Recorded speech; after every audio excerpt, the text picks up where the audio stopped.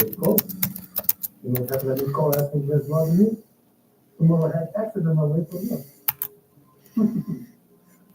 Hello, my Teaserking family. Real quick video.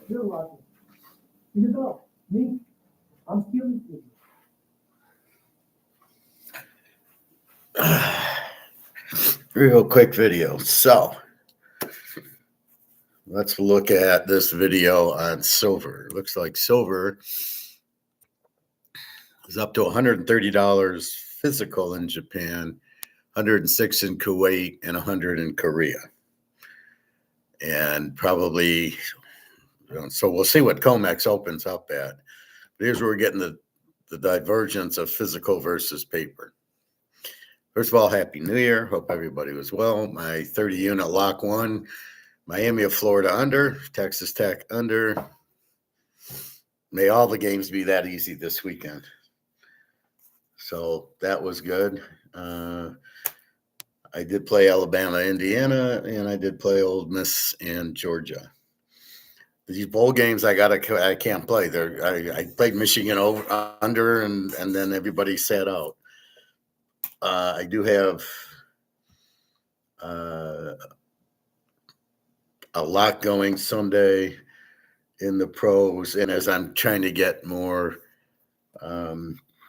information for us, I believe you're a lock. No, I believe you're a lock. I'm not sure who you're a lock with. Anyway, still trying to figure out who the quarterbacks are, who's playing and not. And if the quarterback's out, we might go under as opposed to taking the team. But I'm not going to get into too much football now. Just excited about the college ones. Now, why aren't they on TV is beyond me. I don't have ESPN. I can't get it if I wanted to because my internet provider doesn't have it. So the question is, how many billions of dollars is ABC losing by not showing these games on ABC versus how many people are actually going to buy ESPN who doesn't have ESPN to watch these games? And all the other bowl games that are on ESPN that nobody's watching. So it reminds me of Vegas. You have basically nobody. I don't believe you're going to buy. If you don't have ESPN, I don't think you're going to buy it. I believe, why is the Super Bowl on regular TV and the NFL playoffs on regular TV? This make you buy to watch is ridiculous, just like in Vegas.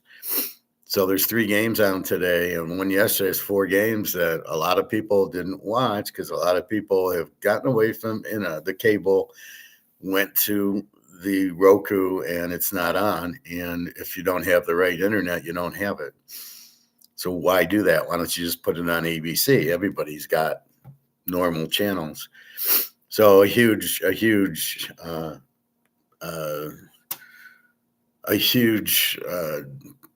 what do I want to say? A huge gaffe, a terrible decision made by executives at ESPN not to show the games on ABC, thinking, well, people will pay for it. And you might get 1 million or 2 million people. However, you could have had 10 times that on ABC. You screwed up, and instead of taking the short thing, you're gambling that people will buy ESPN. And, I don't know. I think the membership on ESPN's dropped significantly as people get out of cable and they go into Roku, which is obviously expanding, and it's not on Roku.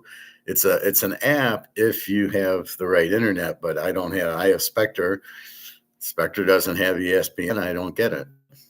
So it's as simple as that. So I get to watch it on YouTube in 20 minutes instead of wasting my time watching the game live, which is fine. I bet it. Oh, they won. Okay, that's all I care about.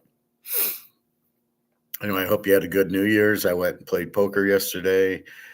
I played like an hour and a half, and I got bored. I got there at like 7:30, and I was going to theoretically stay and then go, till New Year's, right? And the ball drops and stuff. There's nothing to eat there. I can buy a $12 Coney hot dog. Yeah, I can go for $2 and buy it the Coney here. Why would I spend 10 or 12 bucks on a hot dog and a hamburger? No buffet. And then they have wings and they have Coney, and nobody was there. It's just stupid.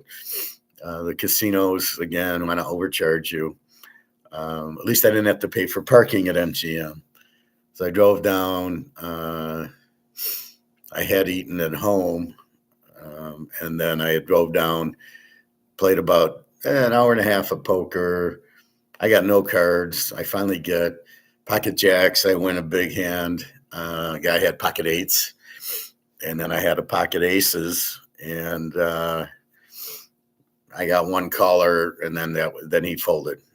So I won more on the pocket jacks because I made it 15, and I got 4 callers, and then I made it 25 when it came like 8-4-2, and then one guy saw me with the pocket eights, but the way he was betting, he was just calling. I knew he didn't have anything big.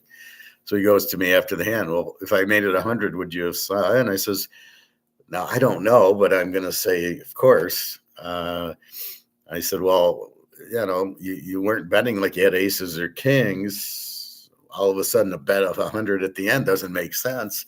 And since there was no card over an 8 on the board, what am I going to get scared of? And if an ace hit on the river, then maybe you did it. But you're not seeing $25 a street with an ace 5 or an ace, even ace king. You're not seeing it. So, yeah, maybe you're putting me on a straight or a flush, but you're basically, I'm betting strong and you're checking. So you're not doing that with an ace king, right? You're folding the ace king, but an ace didn't hit. So again, the top of the 5 cards, the top card was like an 8 or a 9. I got jacks. I'm not going anywhere. And by you calling, you're telling me you've got a low pair that you just want to showdown with. So anyway, that was a big hand for me. I've got my lucky coin now, because this I won, and then I won the Miami game, and now I won the Texas Tech game, and my lucky shirt, my turtleneck. So I've been looking for some lucky clothes, so I think I got one. We do that. Billy Dirk, Happy New Year. Happy New Year to you too. So football, we'll have, like I said, I have, I think 3 locks on Sunday. One of them is with Miami of Florida. So I had Miami of Florida in a 30-star lock with Texas Tech, both under, both won easy. Then I played Miami of Florida in another lock with the Sunday game. And then I've got another Sunday lock where the teams need the win and, the 1 seed and everything else. Oh, I know who it is. It's this team. It's this fella over here, I believe. So, again, I'm waiting on a few quarterbacks. Like, today's Thursday, so tomorrow we'll know who's, is Josh Allen playing? Is Lamar playing? Are they sitting? We know Philadelphia is sitting their guys down, which I think is a mistake. I don't think the Bears are, and the Bears really want the game. That's your free play anyway, is the Bears plus 3.5. I gave you that early in the week. I think I had that with, I told you, with Miami under, so I had the Bears with Miami under. Billy, I just wanted to tell you I really enjoy your content and always look forward to your live streams. Can't wait to see how many subscribers you gain in 20,267. I know what you're saying, 2026. Yeah, well, Billy, I see the market, and I see there's a market for this. People don't understand what the hell is going on with the dollar, with gold, with silver. They don't really get football. Most people don't understand it. They want to look at statistics or analytics, and I don't use any of that crap because I know it doesn't work. I was seeing the highlights of the Oregon game, and the guy went against the Texas Tech defense, which is like a pro-level defense, and I think he went like 4 times on 4th down, didn't make any of them. And you're just like, what an idiot, this coach with the 4th downs. Man, you're playing Texas Tech. They're going to have 3 or 4 first-round draft picks on their defense, and you're trying on 4th down. Finally, he got smart and kicked a field goal, but like this guy's he didn't learn. He lost to Washington when Washington went to the title. It's because Oregon went on 4th down and 1 and didn't get it twice in that game and lost the game. And he still hasn't learned. He still thinks, oh, analytics say to go for it. These guys are idiots. But I do it live because I want feedback. I want questions. I don't know what you know and what you don't know, so you can tell me when you do it. But I appreciate it, and that's why I do it live. I want the interaction. I want it to be a class. I want questions. Hey, I don't get this. Why gold? Why silver? What do I do? And that's why I do it, because I know I'm the only one who can. All these other guys who do this, Rickards and Rick Rude and Andy Scheckman and all those guys, and Alistair McLeod, they just don't get it. They don't understand what they're talking about. They talk the topic, but they don't really get it. And I did a video on stupidity the other day where most people are good at seeing things or doing things for likes to feel good, but they really don't understand what they're doing. So it's called stupidity. I think it was in 2 days ago, but I'll show it again tomorrow. I don't want to be on too long now in case you're watching the game, but what I really wanted to show you. So we know that the biggest key is the dollar's worthless, which nobody knows. The second biggest key is that there's the paper price in COMEX and the physical price everywhere else. And we're starting to see they did these margin calls, which is why the price dropped, because you're forcing people to sell. Well, anytime you got to sell, the price will go down. However, when they get bought back by the Chinese and they ask for delivery and you don't have it, it's a Ponzi scheme. So keep in mind, JP Morgan was in on the Madoff Ponzi scheme. And what he's doing now is JP Morgan's the one controlling COMEX. It's all Ponzi schemes with these margin calls, and now they're fucked. They don't have the metal, and everybody's just ignoring them and going to China and that. So when we go into here, what do we see? $130. This is physical. This is now in Japan, 106 in Kuwait, 97 in Korea. So we're seeing different things. I'm expecting the market, I think, opens at 6 or 6:30 because it's China time, which is really Friday morning, that we'll see something run up like this. So we know it closed at 71, which was bullshit. But now here we go. So the key is we understand it's a Ponzi scheme. We understand what COMEX says is bullshit, because I can have this is a 2-ouncer, not one. I can have a 2-ouncer I have in my hand, or I can sell you an option for 5,000 contracts, but I don't have it in my hand. It's not real. It's not physical. Well, wait a minute. What do you rather? Well, I'd rather have the physical because that's real. So the contracts are promises to get COMEX, but they don't have it to give you. There is no physical left. Well, obviously, physical is much more limited. Then you add in all the other people all the businesses who need silver to sell their products, who have to have it, right? So if you're making an airplane and you don't have the silver to make the airplane, you can't sell your $1 billion airplane. So whatever the cost of silver, you need it to complete the airplane or the car or whatever, the computer, the phone, whatever you're making. If there's some silver that goes into it and you don't have it, you can't sell the product. And that's what we know is happening. So we know the demand's huge. We know they have to have it, but not in a paper contract. Nobody gives a fuck. And most of these guys, when they get on, are talking paper. They're talking margin calls. They're talking, people won't get paid and people this and that. That's all paper. We don't care. We have physical. If I have this, do I really care about a margin call? No, because I'm not on margin. I bought this. This is a 2-ouncer. It's beautiful maple leaf. I brought it yesterday to poker. So I have this, and this is 2 ounce, and it's mine. It's my precious. And you can't say it's not worth anything. It's paid for. I think it was $30 an ounce when I bought it. So I paid $60, but I paid for it. Now it's worth $150. And if this is true, well, this I believe is true, but if this is real. Now keep in mind, this guy is not real. He's AI. And AI you can mislead people with because it's taking data. It'd be like me saying, yeah, oh yes, Texas Tech lost to Oregon, and I did, but there's no opinion and there's no analytical part of it.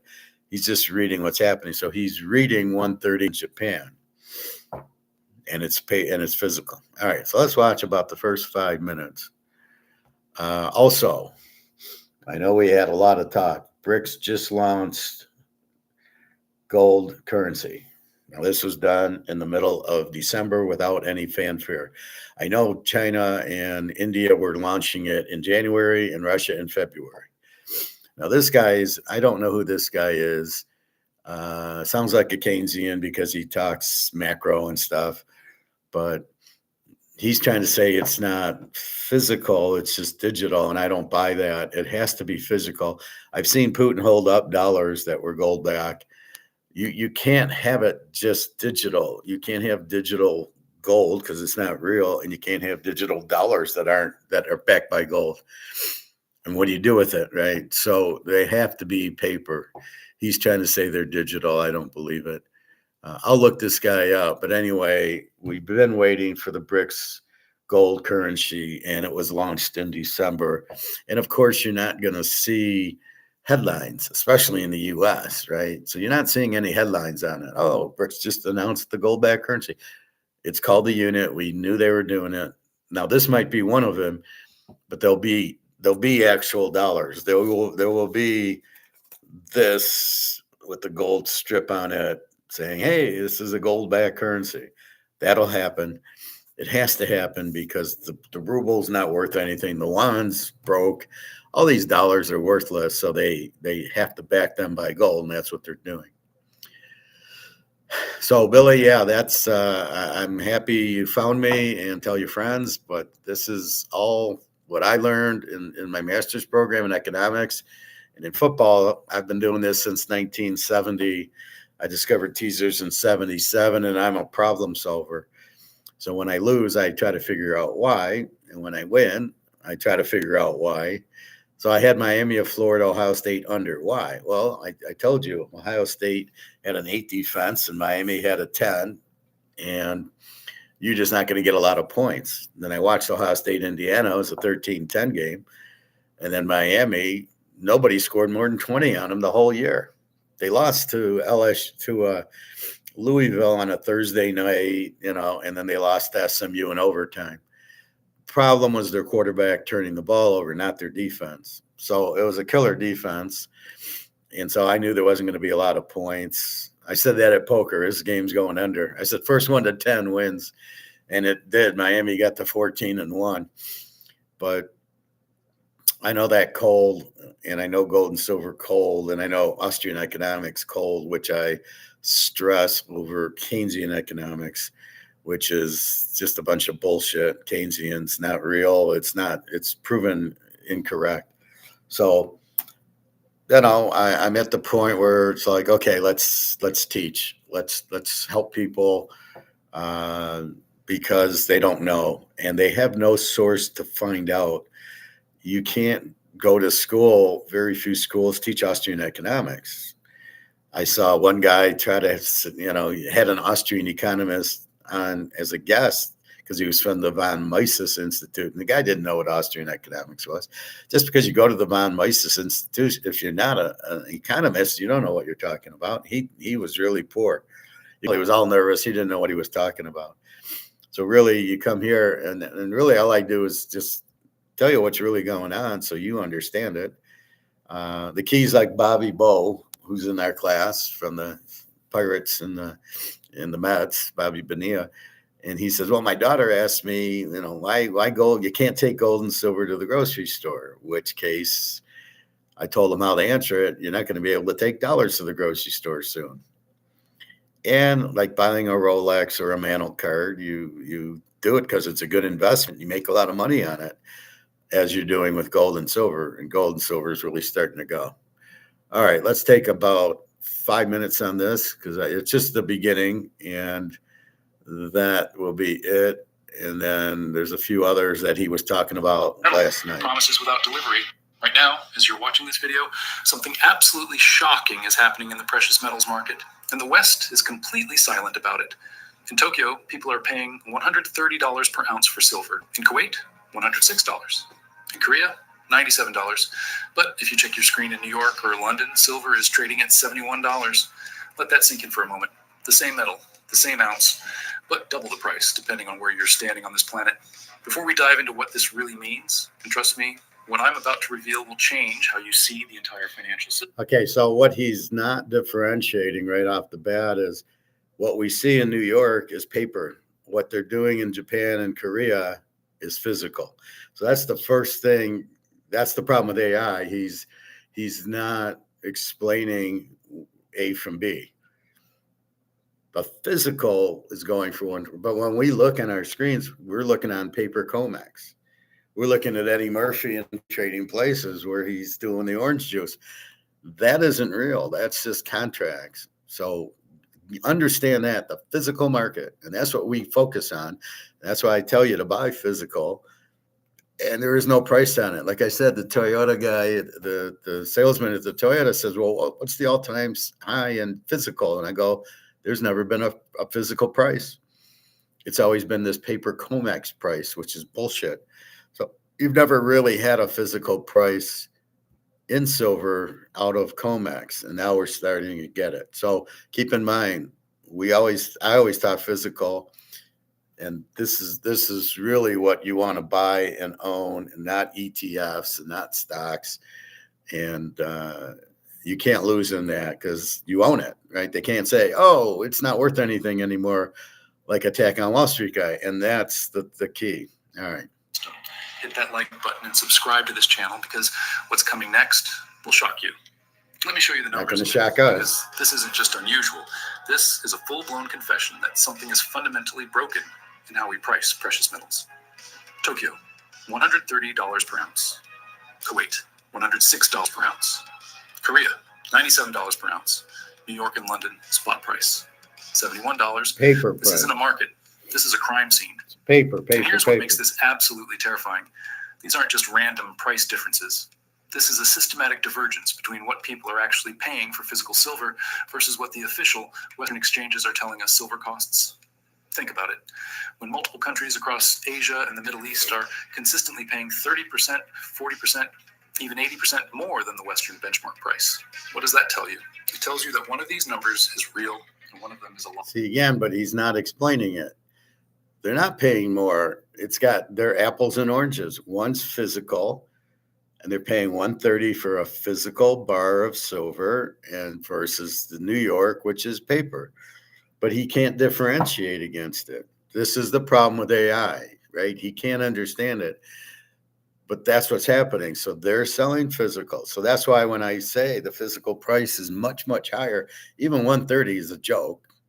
Should be about 700-800 by now if you let it run. But you're comparing paper to physical, and there's a lot more paper than physical, right? So it's inflated in the paper market. That's why we don't look at the paper. We look at the physical. You can't inflate it. You can't print this. You can't print this. You can't counterfeit this. This is silver, and there's nothing you can do to it, right? You can't print it, can't counterfeit. It's got to come out of the ground and go to a refiner, and that's it. And by the way, China has said, we're not sending you any more silver. So if GM needs silver for their cars or computers or whatever, China's not sending it, which is going to make the price soar because now supply is really limited and there's strong demand because they need it. Apple and those guys need it, and they can't get it. So this is really going to go high. But which one? The answer is about to make you question everything you thought you knew about financial markets. Not Let me me, share buddy. a real case that perfectly illustrates what's happening right now. Years ago, there was a salesman in El Paso who sold brick pavers for 60 cents a unit. Fair price, solid product. real inventory sitting in warehouses ready to deliver. But then ACME Brick started quoting 40 cents per unit. Suddenly, every contractor thought the 60-cent price was a ripoff. Here's the catch. ACME didn't have any pavers, not a single one. They were just throwing out numbers to manipulate the market. One day, a grumpy old mason with mortar in his beard confronted the salesman, demanding he match ACME's price. The salesman fired back. They could quote you free brick, but if they don't have any, what kind of nonsense is that? The mason got it immediately. Ladies and gentlemen, we are living through the exact same situation right now, just with silver instead of bricks. The Western spot price of $71, that's ACME brick pricing. It's a number on a screen backed by paper promises, derivatives, and futures contracts that almost never result in actual physical delivery. The $130 in Tokyo? That's what it costs when you actually need to put real silver bars in your hands.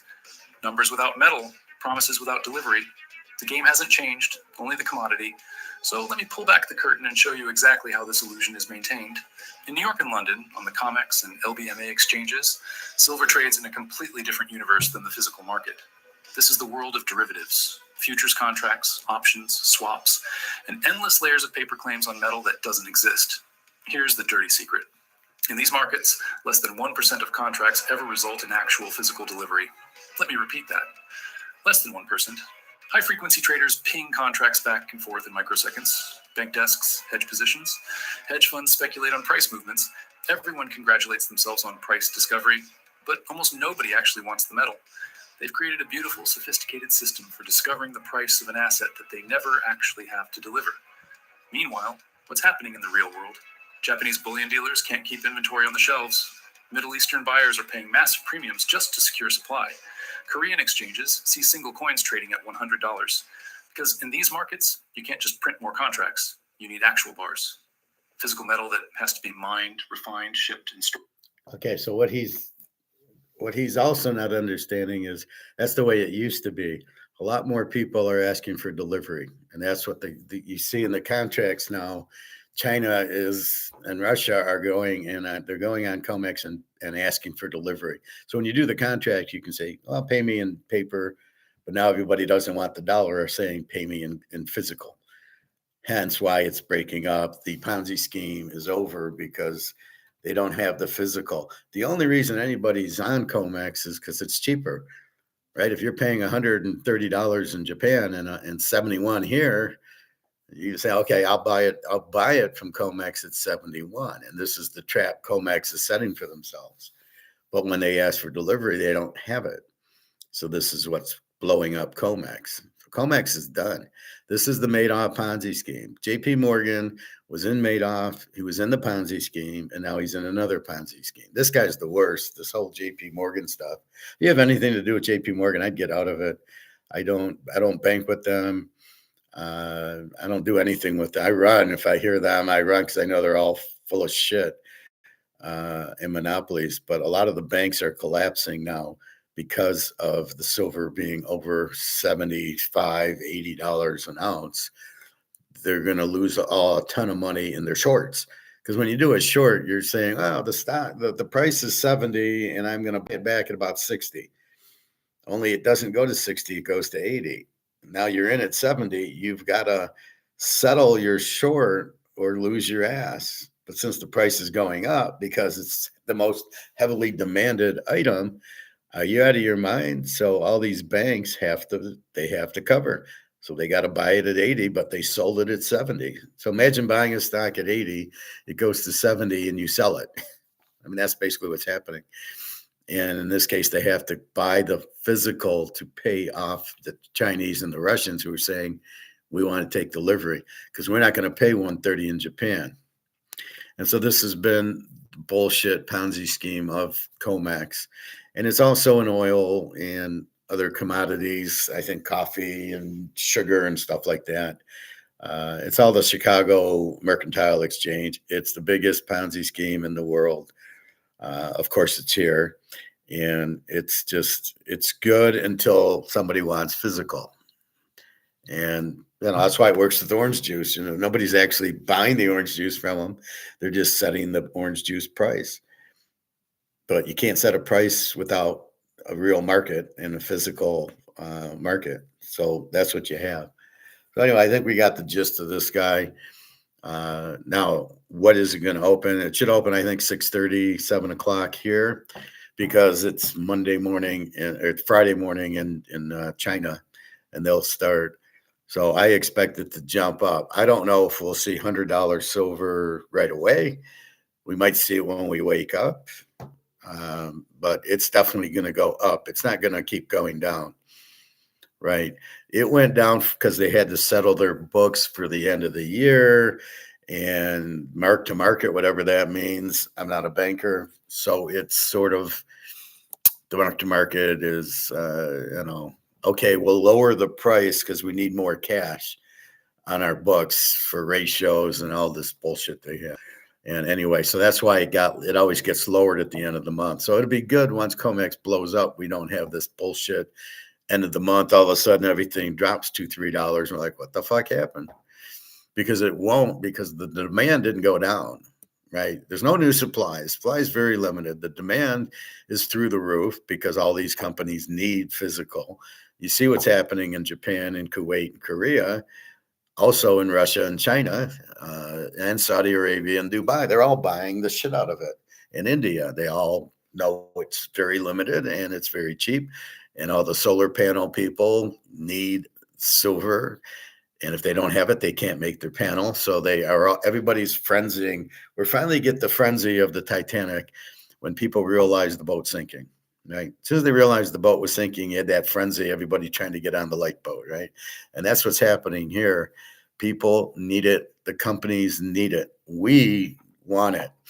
We don't need it, but we need to get out of this crap. We need to get out of the paper that's worthless. And our only lifeboat's gold and silver. Now, when I went to the gold store I bought my 5 ounces of silver for my Christmas gift the other day.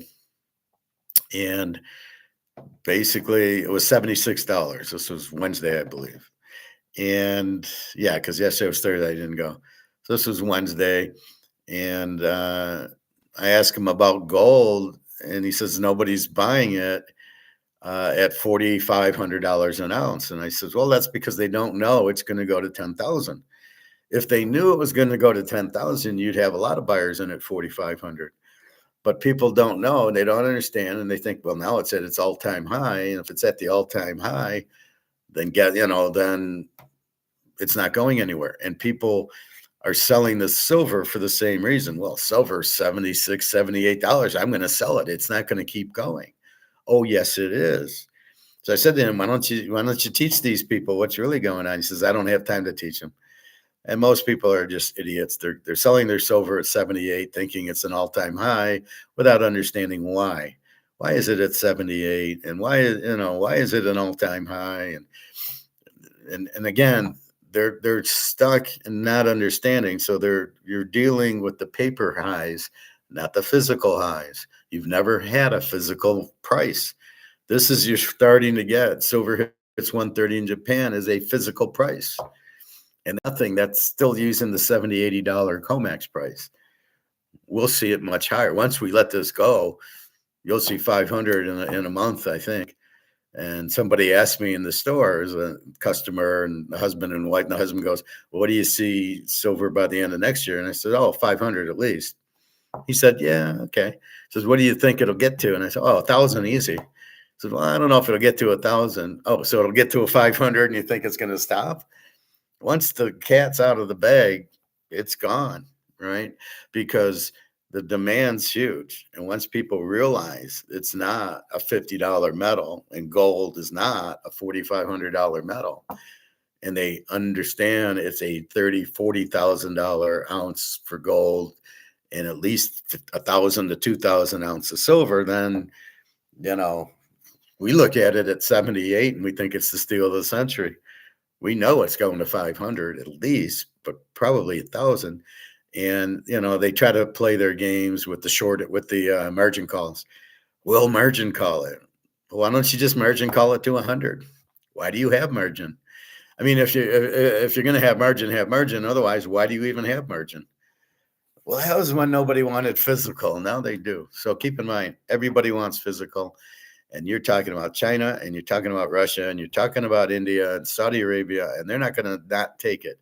You don't pay them, they're going to fuck with you. So you got to understand these are countries buying it, not Joe Schmo. And they're, oh, we just won't pay him. What's he going to do? This will be interesting to see what the U.S. does because the dollar's worthless, right? This is worth zero. Now, the government must make another currency because we need a medium of exchange. So you go to work, you got to get paid in something. And then we go to the grocery store. We need something to buy the goods and services with. And this will be interesting what they come out with. Most countries come out with like USD number 2. Rubles, it's the 8th ruble. In Zimbabwe, it was like 5 Zimbabwe's till they finally gold backed it. Now we see the BRICS gold backing, Russia, China, India gold backing it, 40% gold back, and it won't be just digital. So we'll see what will happen, and we'll keep you abreast as they roll it out. But the dollar's worthless. They got to keep printing money to pay the debt, to pay the government workers and their pensions and the Social Security and the defense contractors. And where do they get the money? Since the government doesn't produce anything, they have no revenue. So how are they going to get the money to pay for all this? Oh, so then they're going to print it, which makes it worth nothing. So you have a valueless dollar. So they kind of come out with another one. Nobody wants it, right? BRICS says we don't want to get paid in it. Petrodollar's dead. The FX conversion's just about dead. And it's not backed by gold. And a guy at poker yesterday said, well, I think there's gold in America, it's still in the ground. And I go, well, it's 10 years from getting out of the ground. And that's not going to, what do they get? A ton, 2 tons, 5 tons? That's nothing. China will eat that up. China's got 80,000 tons. They'll eat that up in a minute. All right. So we have the idea that when we wake up, we're going to see $100 silver. We should. I don't know. Again, this guy's AI, and I don't know how credible he is. But, okay, I think when he says silver hit 130, was it for 5 minutes or did it go up and then it's sticking at 130? Again, the problem with AI. Okay.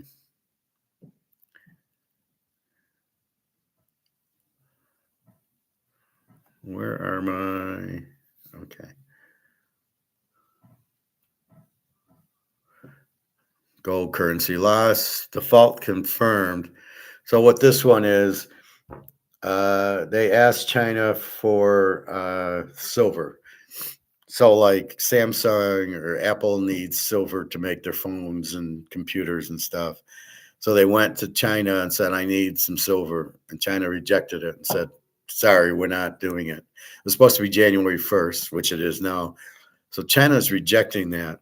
China's saying, we're not sending, which makes the supply even less. Because if China and Russia have all the supply, but you're fucking them over with what you did to Russia with keeping their assets and stealing their money, they're not in a really good mood to do anything. So keep that in mind. So there's silver supply that you can't get to.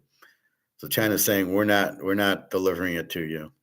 Russia's doing it. Mexico's doing it. So all the BRICS countries know they have the U.S. by the balls because we have monopoly money and they got real gold and silver. Now, my guy had silver. He had a few 1-ounce bars, but he wants to sell them for $4,500.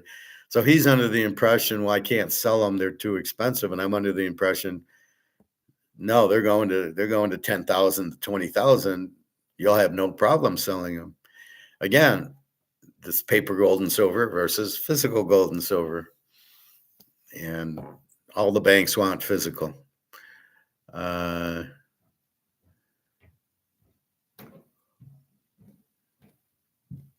So here's, I was showing you this one. Are you one of them? The death of critical thinking. I'm a very critical thinker, which means I ask questions. I don't know, why did I lose? Why is gold going up? Why is COMEX there? So when you tell me something, I got to understand it, right? Why did Miami of Florida beat Ohio State? I analyze and problem solve that. but I do it before the game. And then I said, well, it should be low scoring based on my analytical, critical thinking. And then the score comes and I won. And I said, well, the two great defenses, and that's what's going to happen. Just like today, Texas Tech, Oregon. Surprised Texas Tech didn't score, but Oregon had some pressure on them too. But Tech's defense was great. So I knew you're not going to get a lot of points. And so you break down the game, and then you go. Like I took Michigan under with who the hell did they play? Michigan played Texas. Well, it should have been an under game. I played Michigan, Oklahoma under and won. The problem was, it's the bowl games and nobody gives a fuck. And 13 of the Michigan players opted out an hour before the game, and Texas too, except for Arch Manning. And so it went way over. Well, I'm tired of betting these bowl games. It's going to be just the playoffs because I keep losing games based on what should happen based on the regular season, looking at the opt-outs, seeing nobody's opting out, but now they're opting out a half hour, an hour, 2 hours before the game. I have no knowledge of that. And I can't make the pick a half hour before the game. I got to put it out there, the night before. I can't. People are looking at my picks and, I can't, it's 20 minutes before the game. Here's my pick. You can't do that when you're handicapping.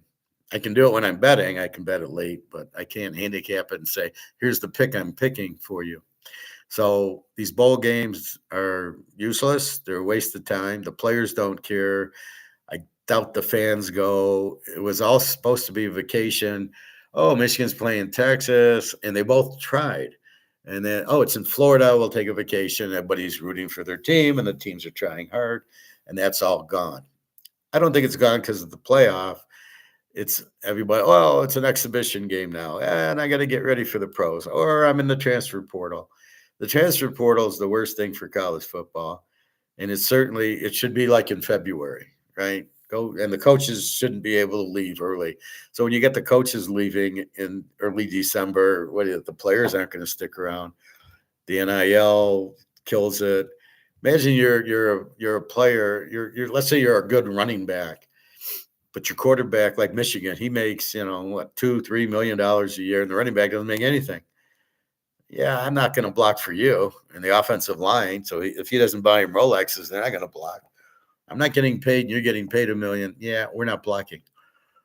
So it's destroying college football, basically. And now you have the playoff. I was thinking about this. It's got to be, I'm critical thinking, and I go, well, you got to make it like the NFL.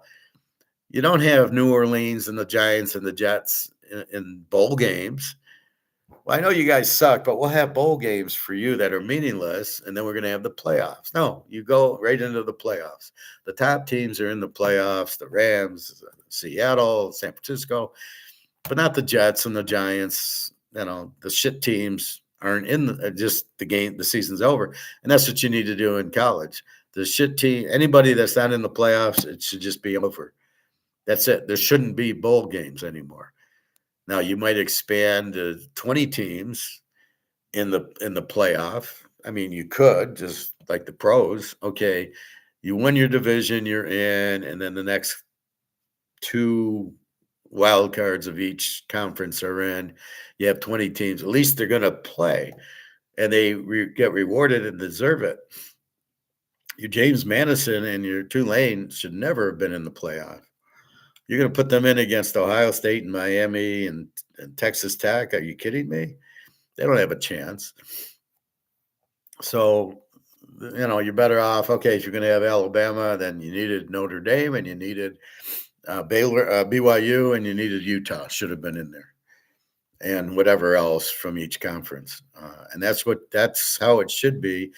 And you got to get rid of the bowls because it'd be like, let's have the Jets and the Giants and the Statue of Liberty Bowl, and it's like, but they went 3-10.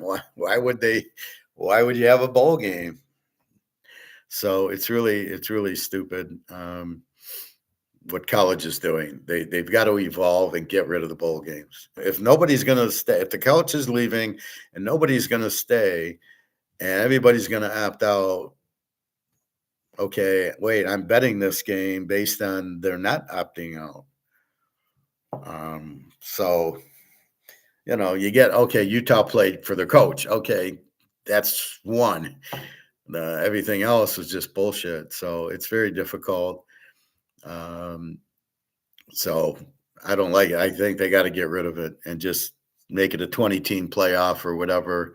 Who cares? I mean, because that's all you're trying to do with the bowls is have extra games. So go have, I guess you'd make it 8, 16, and then 4 buys. You can make 4 buys, 16. It goes down to 8, and then you got your 4 buys, whatever. But now you're going to play 3 or 4 rounds. So the final 2 teams are going to play 5 extra games. So that's the problem with football having too many games. But in the pros, it works. You can be a wild card and win the second round and win the championship game and then go to the Super Bowl. So you could play 4 more games. But anyway, I think you need it because that's just ridiculous. All right. So that's critical thinking is why is gold and silver going? Why did silver drop? Oh, you guys asked me that question. That's critical thinking. You're wondering, why did it go down? And I'm telling you because it's paper and it was margin calls that dropped it. And it wasn't even anybody selling it. It was margin calls forcing the shorts out, which means if you're on a 10% margin call and they raise it to 20, you got to come up with the extra 10%, which you don't have. So a lot of those fell off. And then they raised it again to 30%, which again, nobody had. And again, those all fell off. So they're selling them, which is lowering the price. It's bullshit. This is how a Ponzi schemes run. This is, where Madoff never had a losing bet, even though he never bet. So it's like me never betting a football game, but saying I won them all. Oh, geez, look, I won that game. I could bet after the game. So that's basically what Madoff did. He never bet. He just took other people's money and gave it to the other people. But he actually did give it to them. But JP Morgan was in on that. JP Morgan's been in on comex and the price fixing. They're a bullion bank. They run the gold and silver for the ETFs. They're basically running the country. They are the government. Don't make any mistake about it.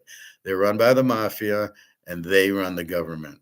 So don't be naive thinking the government is run by like Trump. Trump ain't running shit. George Soros is running the government as he does in London and Germany and France. Those are George Soros guys. And he wants revenge for the Nazis losing the war because he's a Nazi. He's 90 years old, and yet they're getting all this power. Putin's trying to take him out, but he can't. So he must be well protected. But there was a big war between Putin and Soros. That's why Russia's like, no, we're not letting you in. So keep in mind, that's what's happening. So when you see some strange things like these shorts, and all of a sudden they raised the margin. They raised the margin 3 times in a week. That's why you saw the silver drop, but it keeps getting bought up. So what you're seeing is the Russians and the Chinese are like, oh, wow, we can get it for 71. It was up to 82. It's 109 in Japan, and we can get it for 71 on Kong. We're going to buy it, and we're going to ask for delivery, which you don't have. And we're not going to like it that you don't have it. And then when you need silver from us to make your things, we're telling you to fuck off. We are not giving it to you. And that's really what's happening. So I know it's New Year's Day. I don't want to take up, and you're probably watching the football game. But anyway, I've been looking at these idiots, the evolution of stupidity. And it's really people not asking questions. They're just going along. They go on Facebook or they go on certain channels to get likes. And it's their self-esteem. And that's why suicide rates up. They don't get the likes. They're all hurt. I mean, these are just a bunch of these are sheeps, right? These are all the white sheeps, or all the guys trying to get likes. I never try to get it. Do I ever ask you to like it or subscribe? Never.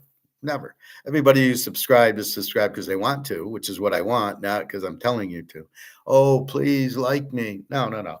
You're here. You like me, and you're here. Right? I get Bobby Bo and I get Luke and Pat from Singapore.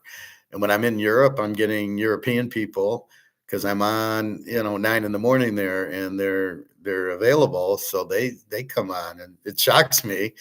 So I'm known all over, only I really don't know it. But here I got Pat in Singapore. So how the hell did I get him? But yet he watches all the time. And it's because I'm the only one that tells the truth and the only one who actually knows what's going on. And it's really scary that the news, you got to just ignore it. CNBC, any of this shit, just ignore it. But society is stupid. And it's because they're teaching you to just go along, not to analyze it. So what do? I analyze it.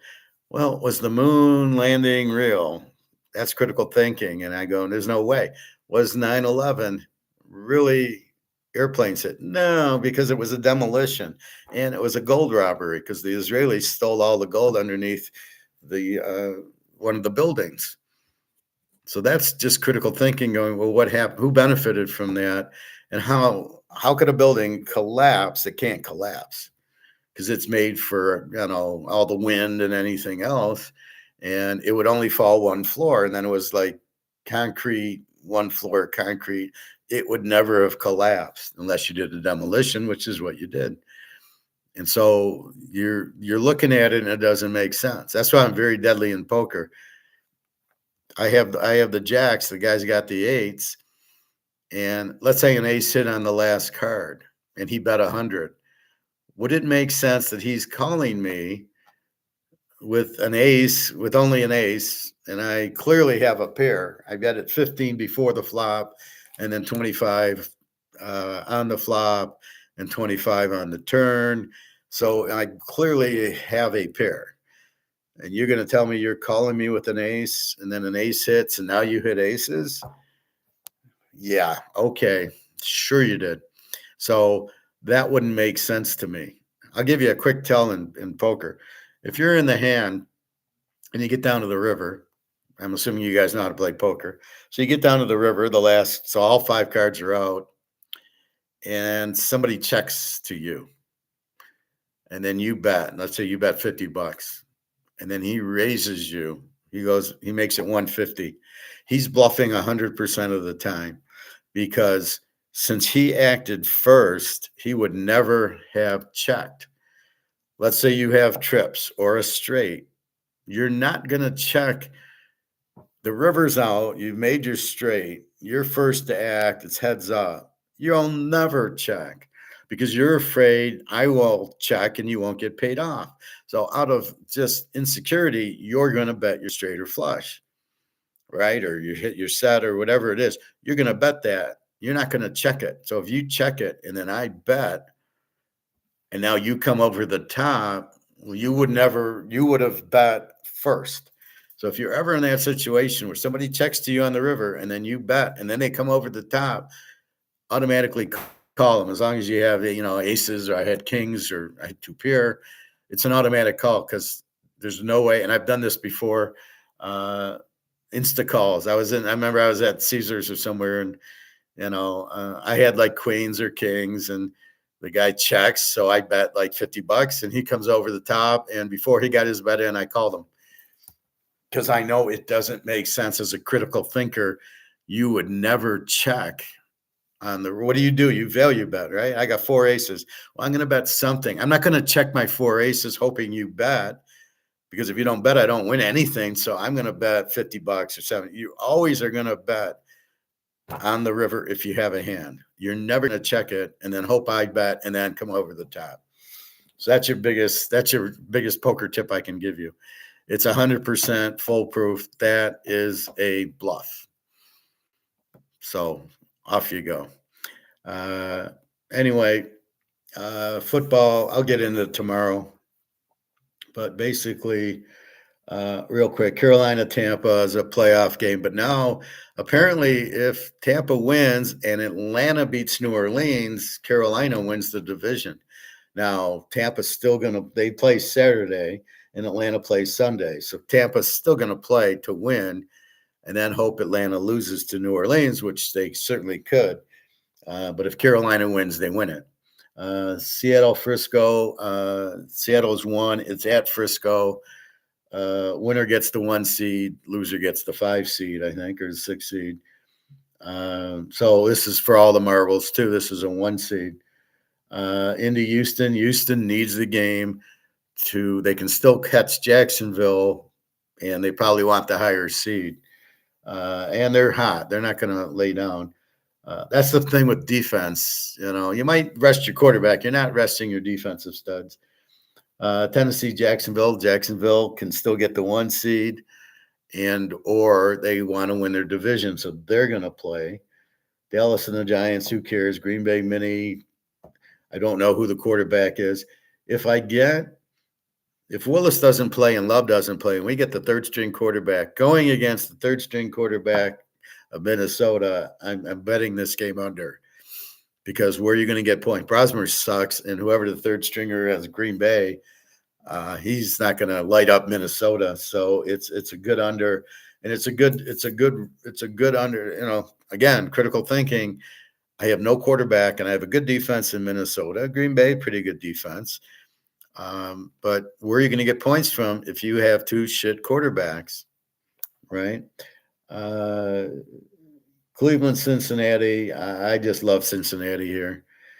Joe Burrow against Prime Jr. Again, if Joe Burrow and Chase are playing, they're going to play to win, and they're going to really play and look for them. Look for Cincinnati to kill Cleveland. New Orleans, Atlanta. Now, depending on what happens, Atlanta might need the game, but then even if they need the game, it won't help them. It's just if they win, Carolina wins, and if Tampa wins, then if they win, they give it to Carolina. So it's not – Atlanta has no benefit in it. They don't win their division if they win it. So New Orleans is playing well. Cousins and Shaw, I don't know. Washington, Philly's resting Hurts against, I think, Johnson again. I don't know. I doubt you're going with Mariota. Philly, I don't know who their backup is. We'll find that out. And they're not playing that good, so I don't know. But, it's tough here because when a team starts sitting their players down, they don't really care. So you got to be careful with this game. Maybe this is an under. Also, I doubt Jalen Carter will be playing, and so you'll see the defense. Miami at New England. New England must win. Still can get the 1 seed if Denver loses, so they're going to play. They're on the same time as Denver, and it's Miami with Ewers, and I doubt Ewers is going to show up like he did last week. Arizona and the Rams. Look for the Rams big here. They've been playing shitty ball. They lost to Atlanta. They don't want to go in on a 2-3 game losing streak. I think it would be a 3 because they lost to Seattle and then they lost to Atlanta. They were probably still in shock off the way they lost to Seattle.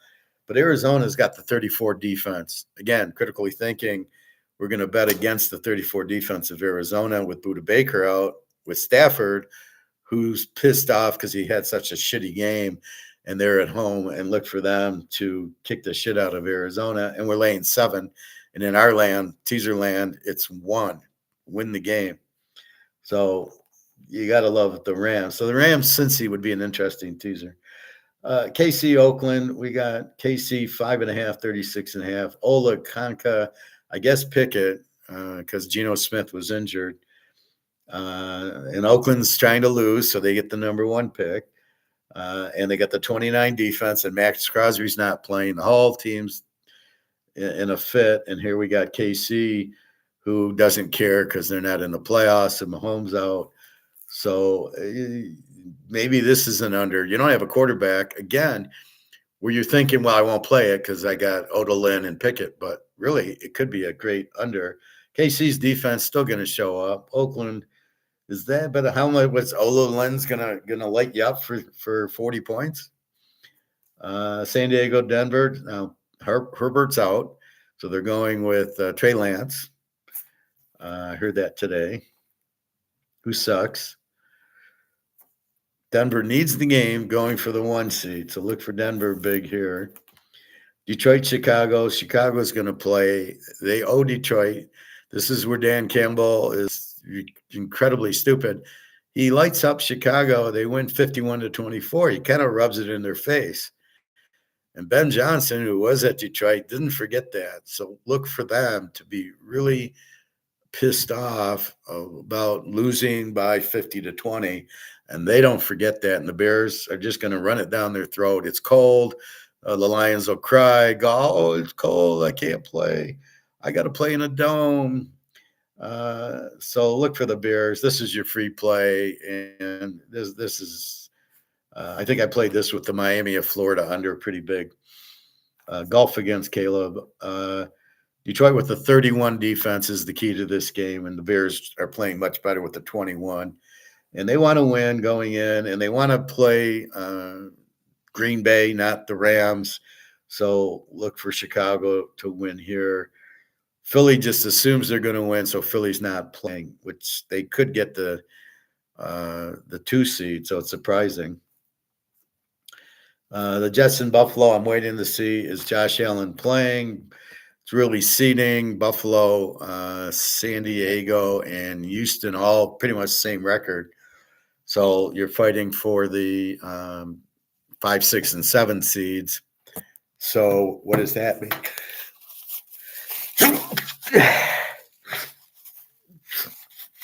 So what does that mean? I don't know. It's still a wild card berth. So Josh Allen, we know, hurt his ankle.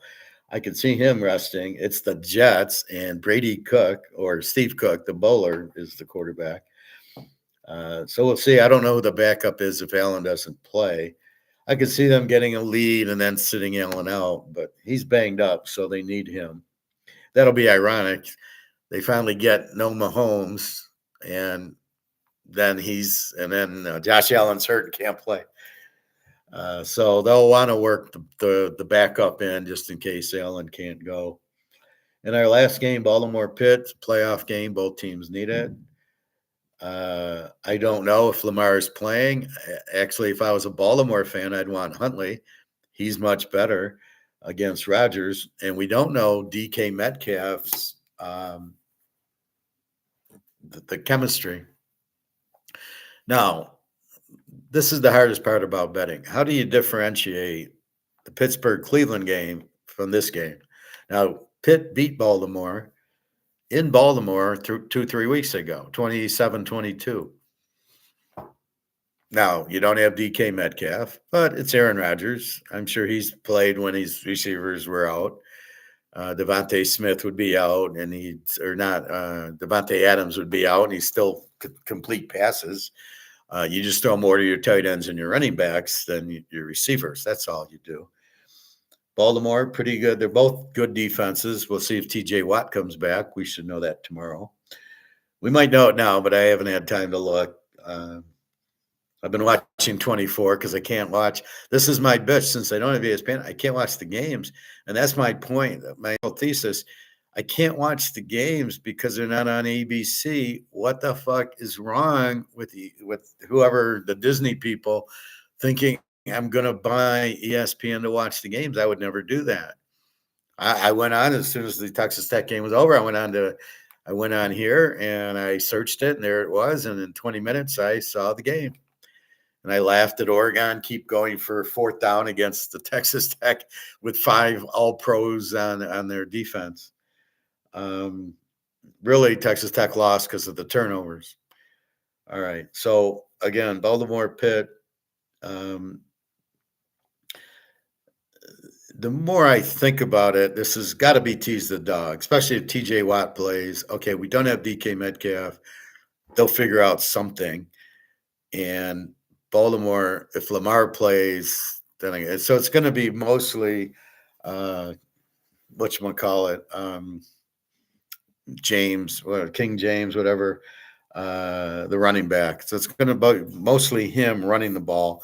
But if you got TJ Watt and, look out Pitt, he's not going to have a big day.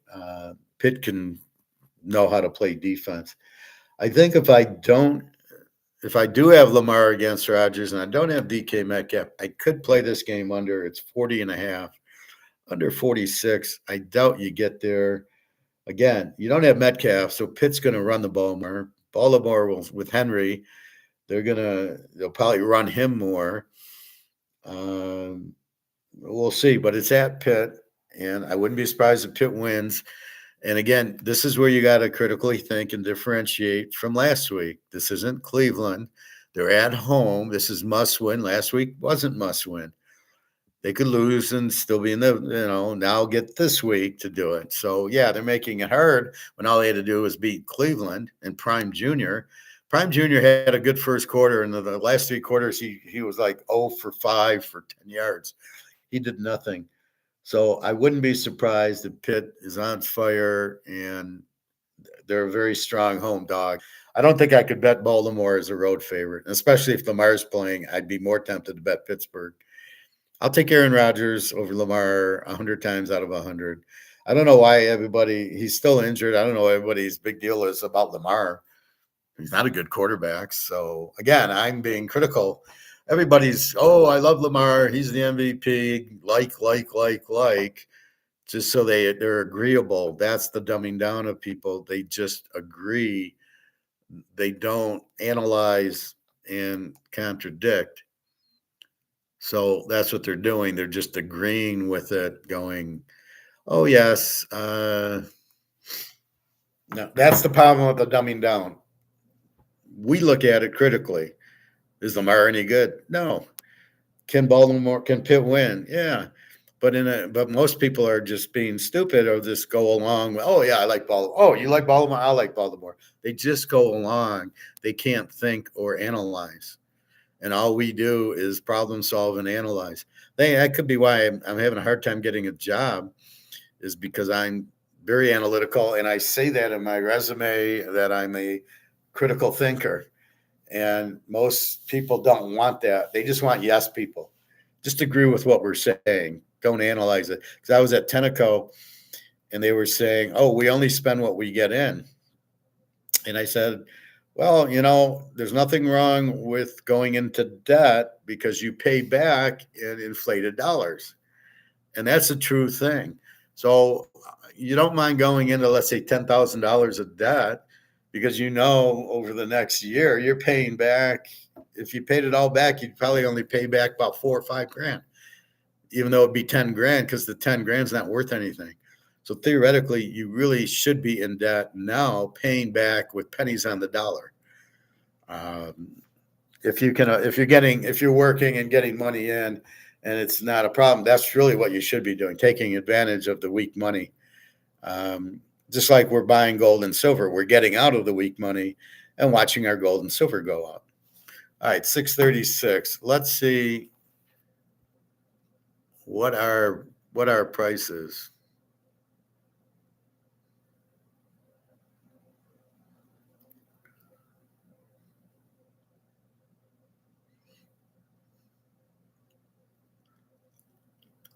Just a second. So we should be getting the Chinese price now.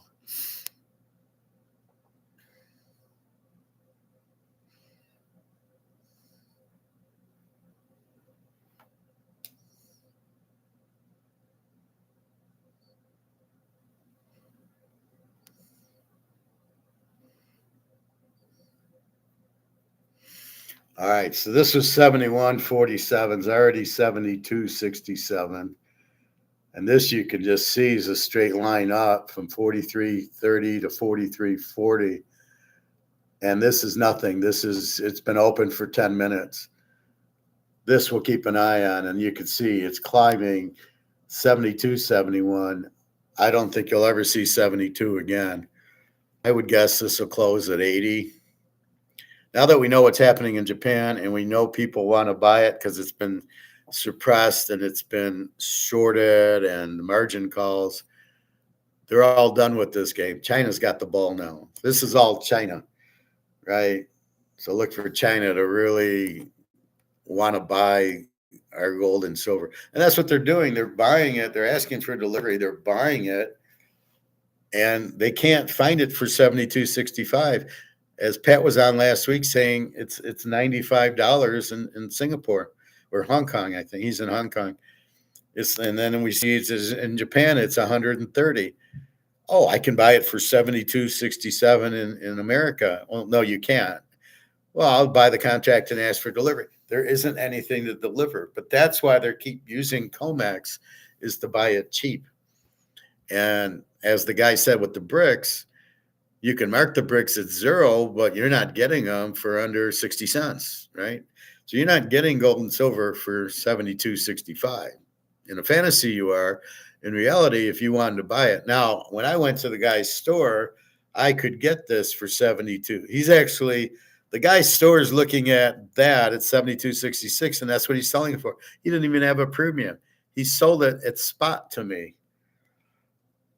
But unless you're around a guy, nobody else is selling it at spot. They probably got a good premium on it. So go to if you go to SD Bullion. Well, let's see what do I got on here.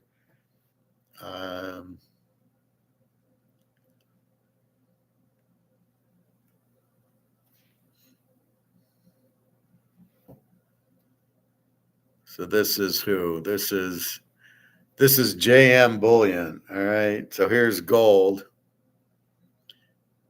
Buy gold.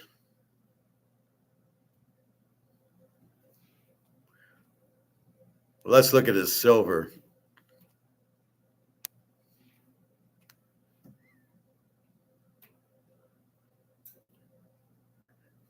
High demand will cause slight processing and shipping delays. We appreciate your payment. Here's silver all the way up to 73.35 if you can even get it.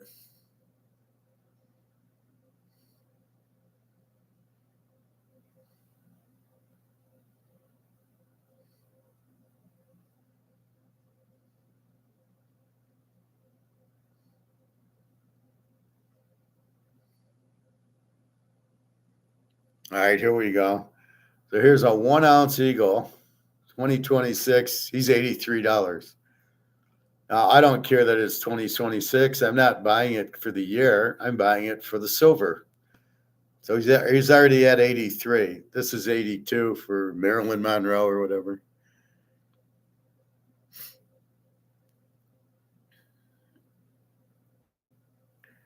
But here, all his silver is like $86, right? Let's take a look at his gold.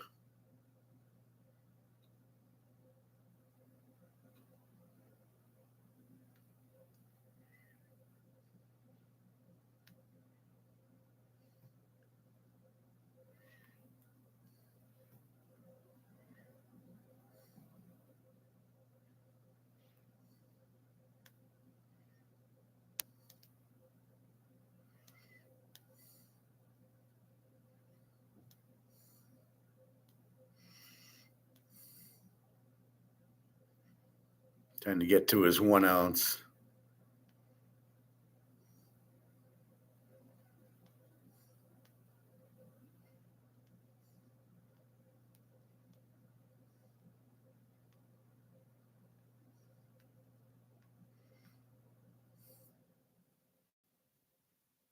I see a lot of half ounces, quarter ounces. Well, here's a half ounce, and they're 2,900, right? Let me quickly see if I can find a 1 ouncer. Here we go. So 1 ouncer is 45.53,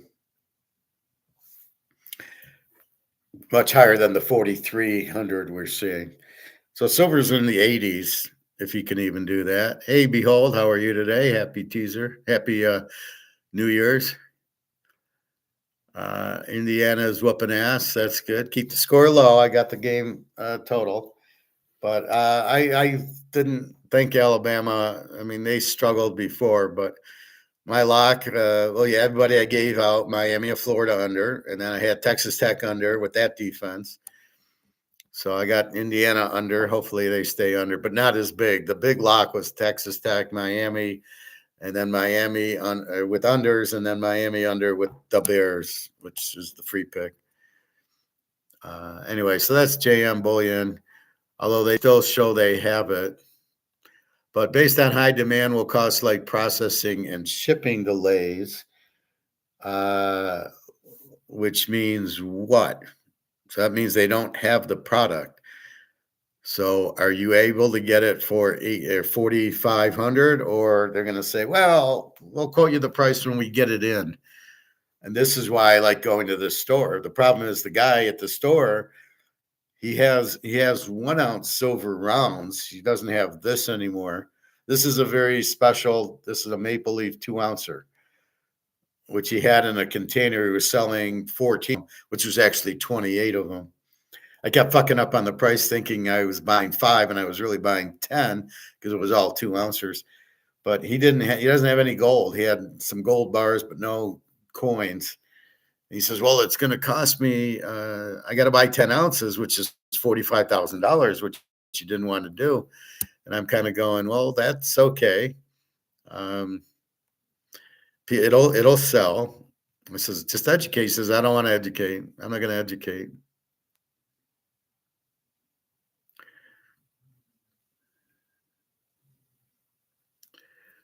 So we got gold doing straight up 43, 42. Silver, there we go. Look how it just climbed 30 cents, 297.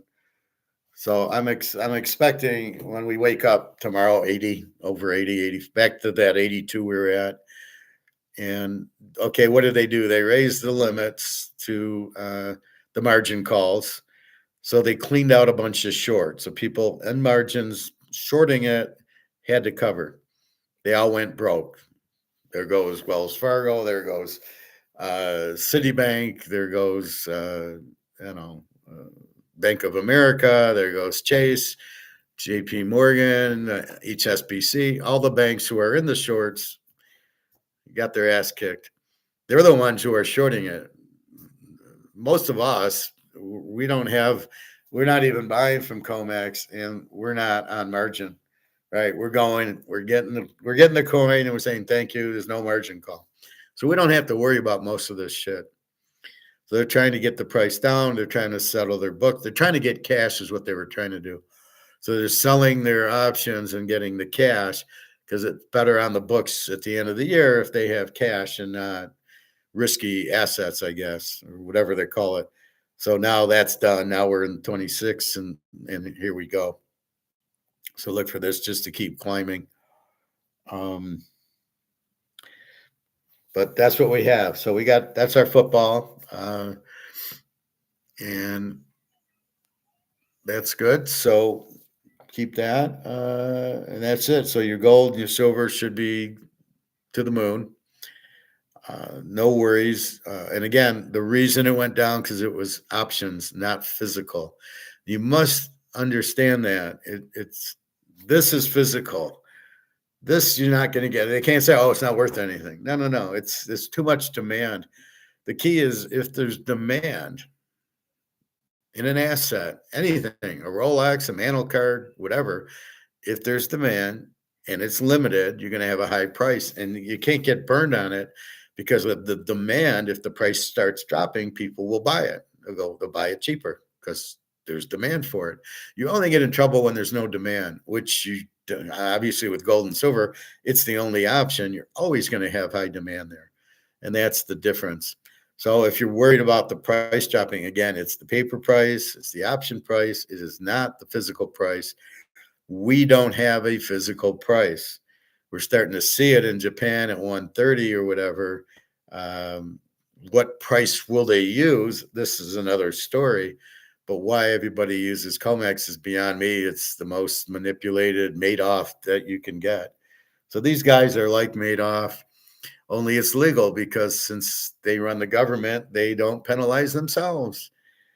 JP Morgan is not going to put themselves in jail. So anyway, keep that there. So I just wanted to point out that it's running 72.72 again. And again, these are short-term prices. It's going to be much higher. You'll see $100 silver soon, and you'll see $5,000 gold. So it's just, yeah, they're going to play their games, but that's all done now. The shorting and the margin calls and all that is gone. That was all for December's books. Now we're in January. You won't see that now. You'll see it run, and we have BRICS on our side. Our key is BRICS. The demand for gold that BRICS is buying, Russia, China, India, Saudi Arabia, Dubai, Brazil, South Africa, and then I think we got Vietnam or Korea now playing on our team and more. When I was playing cards yesterday, there was a guy from India, and I go to him, "You're BRICS. I can come to you, and I want to trade some gold in for some gold-backed currency because I don't want the dollar." So he understood what I was saying. But yeah, they'll be pretty rich, the Indians, because there's a lot of jewelry they have, and it's 24 karat. When they do, like, this is 18 karat, so this is 3/4 of an ounce is the value, but theirs is 24 karat or 22 karat. So, whatever the ounce is what they have. So they'll be a real rich country, India and China, of course, because they got all the 80,000 tons of it. So that's it. Just understand it's very short supply, huge demand. These companies need it or they close the factory down and they can't close it down. So they're going to buy it at whatever price they can get it for.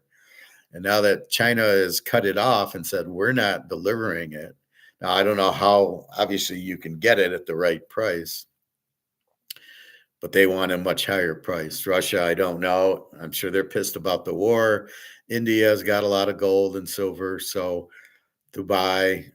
So these are the countries with a lot, but they're not going to export it. Mexico's not exporting it. So where are you going to get it from if you go to the normal places and they're not giving it to you?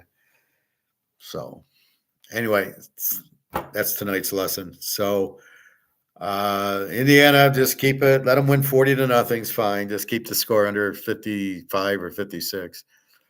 So I leave you with 72.65 silver, 43.45. I'll see you in the morning. And we'll see what we wake up to. I would imagine we'll be back near 4,500 gold and probably 77, 78 silver. And this time it's not going to fall. It's going to keep going. They can keep margin calling it. And what are they going to margin call it to death for every $5? But all it is a buying opportunity for China and Russia. So it really never really fell under 70. And so I think we survived all these margin calls, and it's just a joke. I mean, it's what do you your margin calling options? Who gives a fuck? This is a physical price we're trying to find. So keep in mind, it's not a physical. This is not physical.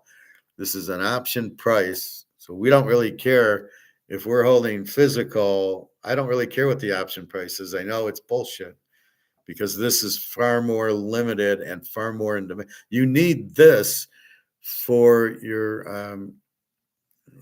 cars and your airplanes and your trucks and all your electronics. You need physical. So all this paper bullshit doesn't really matter.